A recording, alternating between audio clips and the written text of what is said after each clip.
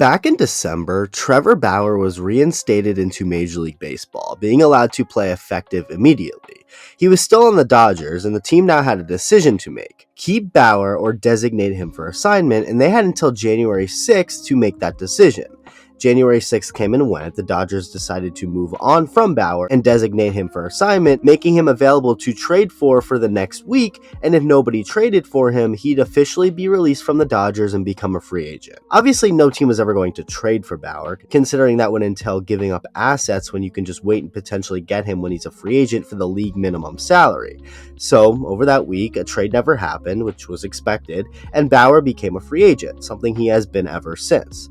Right after getting designated for assignment, though, the Dodgers and Bauer had statements that conflicted each other. The Dodgers made it pretty clear that they were sure they were moving on from Bauer, but Bauer then came out and claimed that during his meeting with the team in Arizona a day prior to getting designated for assignment, the Dodgers told him that they wanted him to return and pitch for the team this upcoming season.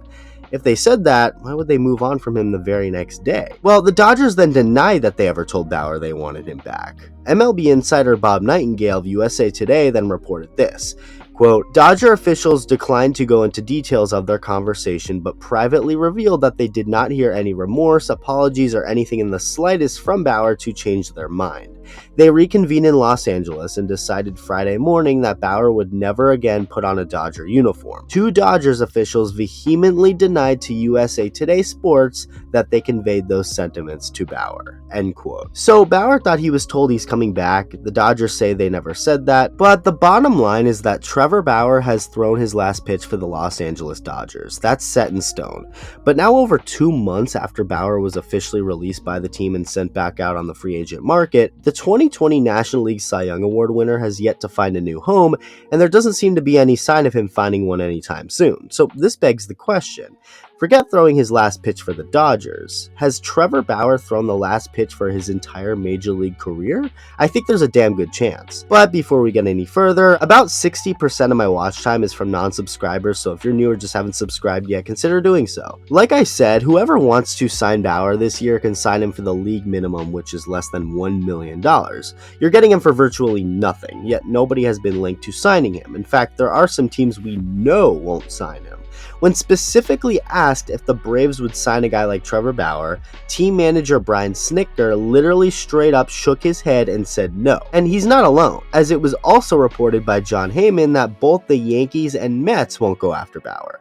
So once again, a team can sign Trevor Bauer for next to nothing financially, since the Dodgers are on the hook for most of his money, yet quite literally everyone in the league seems to be ignoring that and just leaving Bauer a free agent.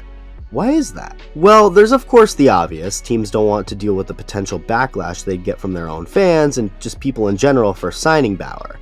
It is interesting though, because White Sox pitcher and former teammate of Trevor Bauer's, Mike Clevinger, just recently got accused of some pretty horrible stuff involving the mother of one of his children, along with violence being accused against that child. After an investigation done by the league, Clevinger was found to have done nothing that warranted a suspension or any sort of punishment. Clevinger will now seemingly move on with his life and his career and pitch for the White Sox without any further issues regarding his case, even though the accuser is adamant he did what she is accusing him of. As far as Bauer, though, despite getting his suspension reduced and never being filed with any criminal charges, nobody wants to touch him. I think a big part of that may be what the players think and how they'd feel about potentially sharing a clubhouse with Trevor Bauer. It was widely reported that the Dodgers players were largely in favor of not bringing Bauer back, and I'm sure that had at least something to do with the team's decision in releasing him. The Dodgers are a great team, and the last thing they need is any drama from within. If you have stars and veterans like Mookie Betts, Freddie Freeman, you listen to those guys. Now, I'm not saying I know how they feel about Bauer along with the other Dodger players, but from everything we've heard, it's definitely implied that they mostly prefer him to be gone. So what about the other clubhouses? I'm sure if any team was interested in signing Bauer, the owner and front office would hear what their players had to say and how they'd feel about potentially bringing him in.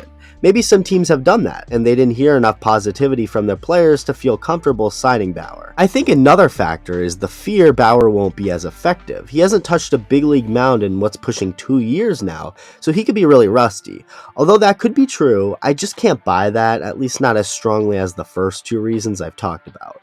Whoever signed Bauer, again, would have him for pennies practically. It's not like they have to commit to him that long, neither do they have to really pay him. He has just 1 year left on the Dodger contract he signed before the 2021 season, so whoever gets Bauer is getting it easy as far as the financial commitment and time commitment goes. You can totally afford seeing if Bauer is rusty or not, and if he is really that bad, you release him. It's that simple, which is why Bauer being far removed from throwing to big league hitters can't be a valid reason to not sign him. Again, it's been over 2 months since Bauer became available for the league minimum, and forget if Bauer has been signed since then. We haven't even heard a thing on any team being somewhat remotely interested. The Yankees just recently got 2 big injury blows to their rotation, and Trevor Bauer doesn't even seem to be an option. Obviously, yeah, he has that whole drama with Garrett Cole, so that wouldn't be the smartest thing even without all the off-the-field issues. But Bauer would be so easy to just get and pluck into your rotation if you're the Yankees from a baseball standpoint. Yet he's not even on their radar. And that's just one example. You can put 2 and 2 together. Trevor Bauer may very well be done for good. My prediction was that he 100% would not be signed before the season, and that there's a 50-50 shot he's signed during the season, but even that looks way more unlikely now. If nobody signs Bauer now, with how easy it would be financially and commitment-wise, I just don't see how he ever gets signed at any point in the future. Nobody seems to want anything to do with him, and that could very well mean the end for Trevor Bauer's career. Let me know what you think. Thank you for watching, and I'll see you in the next video.